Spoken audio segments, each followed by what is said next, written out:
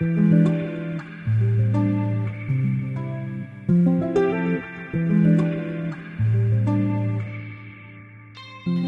dans Sacrée Sexualité, le podcast où on parle de sexualité, mais pas comme à la télé. Je m'appelle Livia Quero, je suis écrivaine, je suis coach en sexualité et je suis aussi très fan de comédie romantique. Et tu vois, dans les comédies romantiques, le sexe c'est toujours automatique, fluide, génial et parfait. Et ça ressemble pas trop à la réalité. On ne nous montre pas tous les moments maladroits, compliqués, qui sont durs à naviguer. Et on ne nous montre pas non plus toute la dimension magique, sacrée de la sexualité qui va bien au-delà de mélanger les corps. Eh bien, tu sais quoi ? Dans ce podcast, c'est exactement ce qu'on va faire. On va parler des choses qui sont un peu compliquées, un peu difficiles et dont personne ne parle jamais.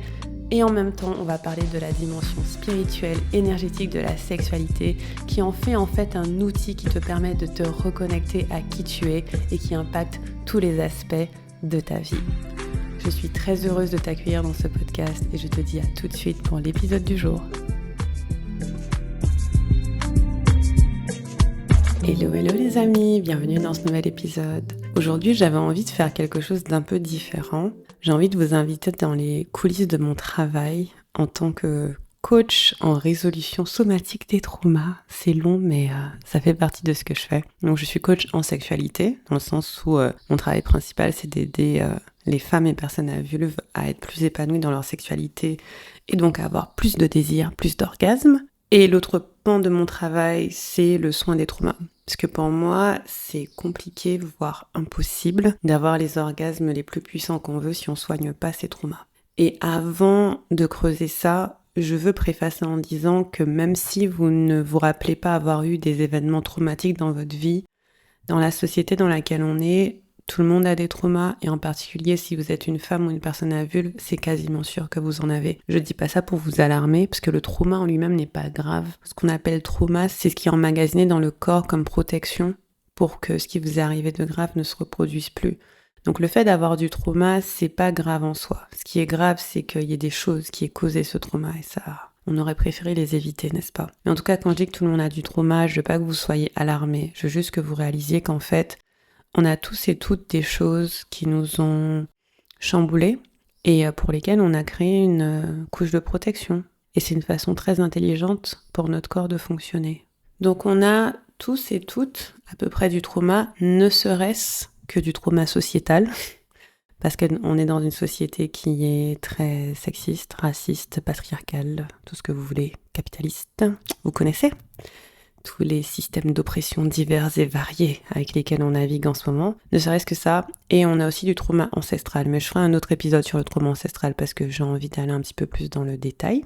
En tout cas, on a tous et toutes des couches de trauma, ça fait juste partie de comment le corps fonctionne. Et c'est simplement que certains d'entre nous vont avoir des traumas plus ou moins simples, plus ou moins complexes, plus ou moins venus tôt dans la vie ou tard dans la vie, qui vont finalement affecter nos comportements. Voilà, donc je voulais juste préfacer ça. Maintenant, j'avais envie de un peu vous décrire à quoi ressemble une séance de coaching en résolution somatique des traumas. Ça veut dire quoi, résolution somatique ? Ça veut dire qu'on résout par le corps. C'est-à-dire qu'on n'a pas besoin que vous racontiez votre passé, votre vécu, les choses qui vous ont fait du mal. C'est vraiment pas nécessaire. Dans le sens où ça nous aide pas particulièrement à soigner le trauma. C'est du contexte qui peut nous faire tirer certaines conclusions. Mais le corps, il s'en fout de l'histoire. Le corps, il se rappelle juste des conséquences à aujourd'hui. En fait, le corps pense qu'à l'instant présent. Il pense que à, dans cet instant présent, je dois te protéger. Il se rappelle plus trop ce qui s'est passé. Il sait juste que là, aujourd'hui, là tout de suite, il peut éventuellement avoir un danger, donc je te protège.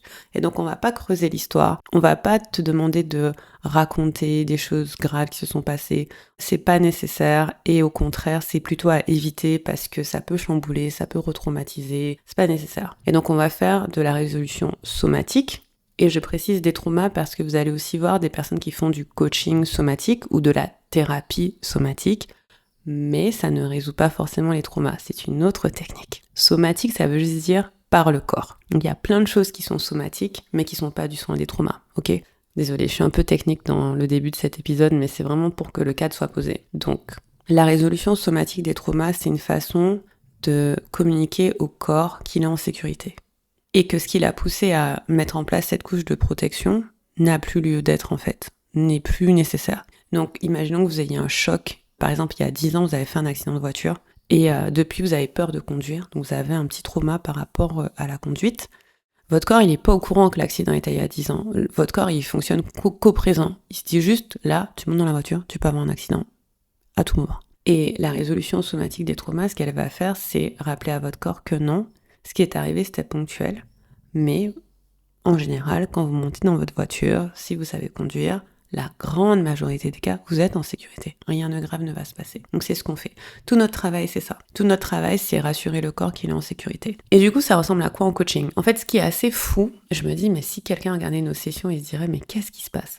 Ce qui est assez fou, c'est que comme on ne travaille pas avec l'histoire, on travaille pas avec le passé, on travaille pas avec le vécu, on travaille que avec ce qui se passe dans l'instant présent. Et qu'est-ce qui se passe dans l'instant présent ? Eh bien, on a des sensations. On se connecte aux sensations corporelles. Donc, par exemple, imaginons que vous avez eu cet accident de voiture et qu'aujourd'hui, quand vous montez dans une voiture, vous paniquez. Peut-être que vous vous rappelez même pas que vous avez eu un accident de voiture, mais vous savez que vous paniquez quand vous montez dans la voiture. Qu'on va faire notre séance de coaching en résolution somatique des traumas, vous allez me dire, mais Livia, je comprends pas, à chaque fois que je monte dans une voiture, je panique, j'ai beaucoup de mal à conduire, j'aimerais bien pouvoir conduire sereinement.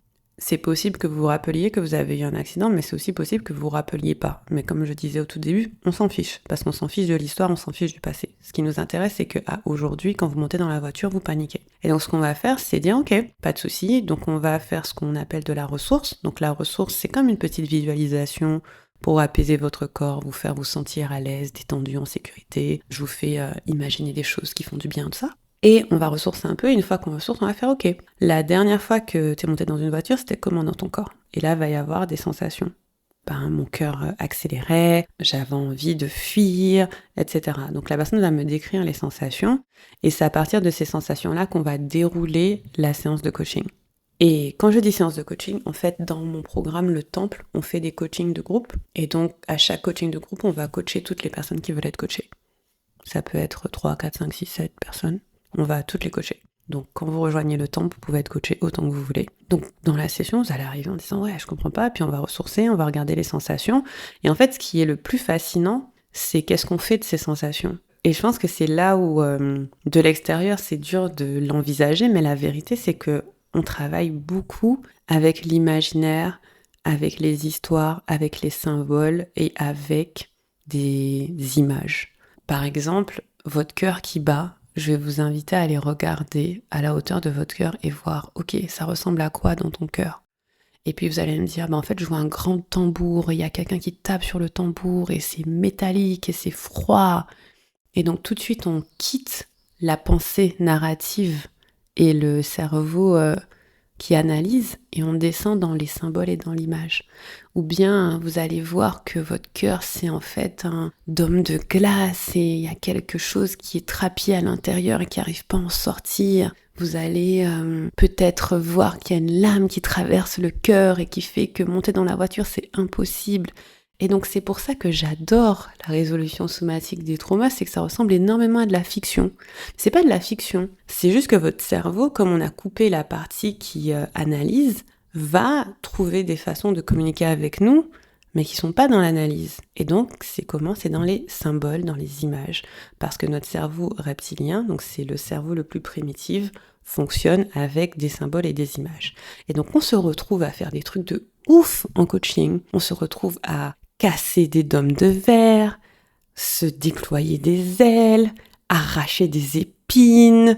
C'est quoi l'un des derniers trucs qui s'est passé ? Oui, on a une très belle session de réparation de limites récemment avec une de mes clientes où elle avait beaucoup de mal à ressentir ce qui se passait dans le bas de son corps, mais on sentait que ses limites étaient complètement floues, c'est-à-dire qu'elle avait tellement peur qu'on s'approche d'elle que ses limites étaient soit invisibles, soit hyper rigides. Mais on n'avait pas accès au bas du corps, on n'avait accès qu'au haut du corps. Et on s'est dit, ok, on va imaginer qu'on répare tes limites en haut de ton corps.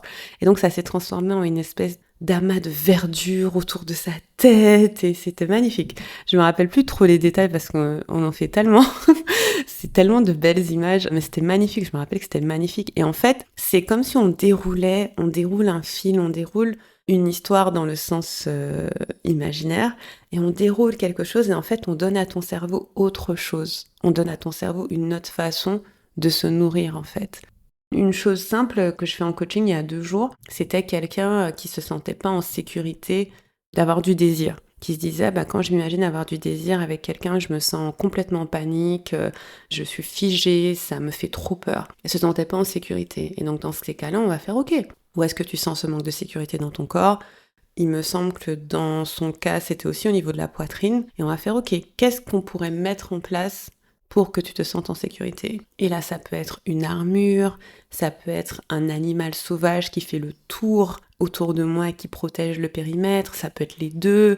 En fait, on va créer une narration pour le cerveau pour qu'il se dise « Ah, je suis en sécurité ». Ce qu'il faut comprendre, c'est que pour lui, c'est pas de la fiction, c'est des informations. C'est que le choc ou l'événement traumatique ou les situations traumatiques lui ont donné une information qui est « Tu n'es pas en sécurité ».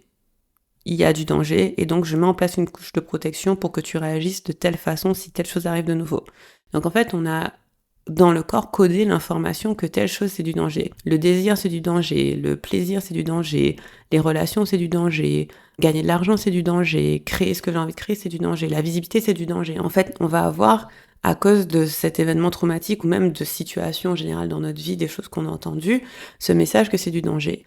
Et votre corps, il réfléchit pas. Il n'est pas en train d'analyser pourquoi c'est du danger. Il sait juste que c'est du danger et donc il va avoir des réactions automatiques par rapport à ça. Et donc nous, avec la résolution somatique des traumas, on va venir juste lui raconter une autre histoire et lui donner d'autres informations. En fait, ça va l'apaiser instantanément. Il va faire « Ah, t'es protégé en fait, ça va, ça va ».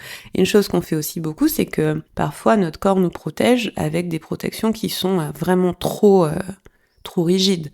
C'est-à-dire que pour, par exemple, vous protéger pour que personne ne vous fasse du mal, il va juste vous bloquer toutes vos relations.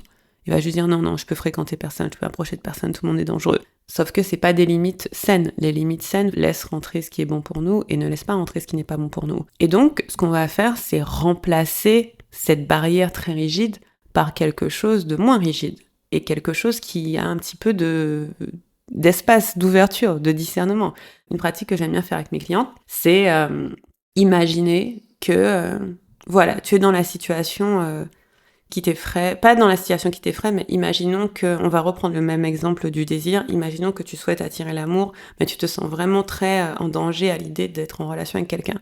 Ok, donc moi ce que je vais faire comme pratique, c'est te dire, ok, imagine t'es dans un champ, t'es dans un champ, t'es debout au milieu du champ, tu es exposé, et tu dois t'assurer que rien de mal ne t'arrive. Tu dois t'assurer que tu es en sécurité et que tu peux juste vivre et être comme tu as envie d'être. Ok, qu'est-ce que tu vois comme protection autour de toi? C'est un petit peu ce que je disais tout à l'heure. Et donc, dans ce champ, certaines personnes vont voir une barrière. Et donc ça, c'est la chose la plus simple. C'est une barrière. Mais si ta barrière, c'est une barrière qui fait 10 mètres de haut et qui n'a pas de porte, en fait, tu peux rien laisser rentrer. C'est bien, parce que tu es vraiment protégé, mais tu peux pas non plus laisser entrer ce qui est bon pour toi. Et donc, souvent, ce que je vais faire, c'est, ok, est-ce qu'il y a possibilité de rajouter une porte dans la barrière? Donc, des fois, ça fait un peu peur. Ah non, je préfère que personne ne rentre. Dire, ouais, mais une porte, ça peut quand même laisser entrer des choses cool. Donc, imagine toutes les choses cool qui pourraient rentrer, mais t'as une porte et tu peux décider. Ok, cool, je mets une porte. Très bien. La porte, elle est fermée pour l'instant, mais au moins, il y a une ouverture possible. Et ensuite, l'autre question, c'est, maintenant que tu as une porte et une ouverture possible, comment tu décides qui rentre et qui rentre pas?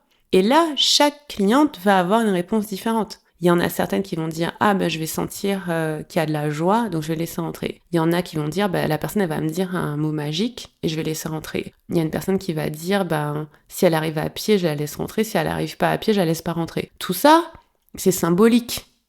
Ok ? C'est pas genre, elle va croiser quelqu'un dans la rue, elle va dire c'est quoi le mot magique, c'est pas ça. Tout ça, c'est symbolique et ça montre au corps, au système nerveux et au cerveau qu'on a du discernement et qu'on a des façons de faire le tri. Et du coup, votre cerveau, il se dit « Ah, mais c'est bon, tu sais qui tu laisses rentrer et tu sais qui tu laisses pas rentrer. Donc, j'ai pas besoin de te mettre une forteresse immense. Tu sais faire le tri. » Et en fait, j'adore ce processus, je trouve qu'il est magnifique parce que, étant moi-même autrice de livres et de fiction, le tout, c'est notre imagination. C'est vraiment, on décide de notre réalité, c'est génial. C'est, je sais pas comment l'expliquer plus. Si vous êtes ma cliente, vous savez de quoi je parle. Vous savez quelle est la beauté du coaching et vous savez à quel point c'est magnifique de voir les résolutions somatiques des traumas. Et si vous n'êtes pas encore ma cliente, j'espère que ça vous donne un petit peu plus de pistes pour que vous voyez à quoi ça ressemble. Mais voilà, on travaille beaucoup avec des symboles, des images, l'imaginaire, des histoires, avec beaucoup la nature aussi, parce que la nature est parfaite, elle fonctionne parfaitement bien. Et donc quand on se sent un petit peu déphasé, quand on se sent un petit peu déstabilisé, on peut poser le regard sur la nature et se dire « Ah, mais en fait, j'ai pas à faire d'efforts surhumains. Regarde, dans la nature, aucun animal ne fait d'efforts surhumains pour obtenir quelque chose. Chaque chose a son rythme et sa façon d'être qui est parfaitement organisée en fait. Donc je peux juste être humaine et vivre et exister et ça va aller. Ou bien on peut se connecter à des ressources naturelles, on peut se connecter à la puissance de la mer, à l'étendue du ciel, à la stabilité d'un arbre, on peut se connecter à la liberté d'un papillon. Et tout ça en fait ce sont des choses qui nous rappellent à notre humanité. Parce que les humains sont des animaux, c'est quelque chose qu'on oublie assez souvent, mais les humains sont des animaux et les humains font partie de la nature. Et beaucoup de ce qu'on fait, c'est connecter à la nature. Beaucoup de ce qu'on fait, c'est aussi connecter à des énergies plus grandes que nous. Donc pour celles et ceux qui croient en Dieu, ça peut être se connecter à Dieu. Celles et ceux qui croient en l'univers, ça peut être se connecter à l'univers. Parfois, c'est certaines divinités. Parfois, c'est les ancêtres. Une énergie. Par exemple, certaines de mes clientes qui n'ont pas forcément d'appétence avec la religion vont se connecter avec une énergie d'amour, une énergie de paix. Ça fonctionne, tout fonctionne. Et en fait, en étant connecté à toutes ces choses-là, on envoie au corps le signal que ça va aller, que ça va aller, que tout va bien se passer, que je suis en sécurité. Et le processus de résolution somatique des traumas, on peut enlever une couche de trauma en 15 minutes, 20 minutes, parfois je peux passer 30-40 minutes, mais vraiment ça peut être assez rapide parce que notre corps il est réactif. Il est réactif. Et il y a des fois où c'est un peu plus tenace, entre guillemets, où vraiment on veut pas enlever la couche de protection, auquel cas, je propose une autre couche de protection qui est plus efficace, dans le sens où elle va laisser rentrer ce qu'il faut et ne pas laisser rentrer ce qu'il faut pas. Voilà, donc je voulais juste vous donner un petit aperçu de comment ça fonctionne. Je pense que je ferai quelques démos et je les mettrai sur le podcast, comme ça ce sera encore plus fun pour vous. Je ferai peut-être quelques démos avec mes clientes, comme ça vous pourrez voir de quoi je parle quand je parle de résolution somatique des traumas. Mais j'avais envie de vous montrer à quel point les images sont importantes, les symboles sont importants, votre imaginaire est important. Même quand vous, par exemple, vous journalez, vous écrivez dans votre journal, quand vous rêvassez, quand vous baladez, s'il y a des images, des phénomènes, des animaux, des symboles, des énergies qui vous parlent, ne mettez pas ça de côté parce que c'est une grosse partie du soin. C'est une grosse partie du soin. L'humain n'est pas que cerveau analytique. L'humain n'est pas que tableau Excel, A plus B, je fais ça, donc il se passe ça.